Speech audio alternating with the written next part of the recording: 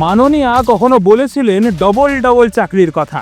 আরো কাজ করে দেব, আরো উন্নয়ন করে দেব, আরো কর্মতীর্থ করে দেব, ডবল ডবল চাকরি হবে, ডবল ডবল শিক্ষা হবে, ডবল ডবল কাজ হবে। কখনো বলেছিলেন 2 কোটি চাকরি দিয়েই দিয়েছেন। আর আমাদের আমলে আমরা কিন্তু 2 কোটি লোকের চাকরি দিয়েছি এবং আমরা অনেক কর্মসংস্থান করেছি। ধাপ পিটিয়ে যুবশ্রী প্রকল্প চালু করেছিলেন, কিন্তু এই এত কিছুর ফল শূন্য। কোথায় গেল ডবল ডবল চাকরি? কারা পেলেন ওই 2 কোটি চাকরি? যুবসাথী ক্যাম্পের সামনে অসংখ্য তরুণ তরুণীর ভিড় আদতে পশ্চিমবঙ্গের বেকারত্বের নগ্ন বাস্তব। যদি সত্যিই এত কর্মসংস্থান তৈরি হয়ে থাকে, তবে এই ভিড় কেন?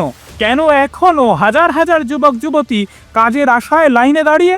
তার মানে যুবশ্রী প্রকল্পেরও বাস্তবায়ন সম্ভব হয়নি। পুরোটাই ছিল মাননীয়ার প্রতিশ্রুতির মোড়কে ভাঁওতা। আবার ঠিক ভোটের আগে যুবশ্রীর মতো আরও একটি নতুন প্রকল্প যুবসাথী এনে আবারও যুব সমাজকে বিভ্রান্ত করার চেষ্টা করছেন মাননীয়া। বাংলার যুব সমাজের ভবিষ্যৎ নিয়ে স্বার্থসিদ্ধির রাজনীতি আর নয়, চাই স্থায়ী ও স্বচ্ছ কর্মসংস্থানের অধিকার।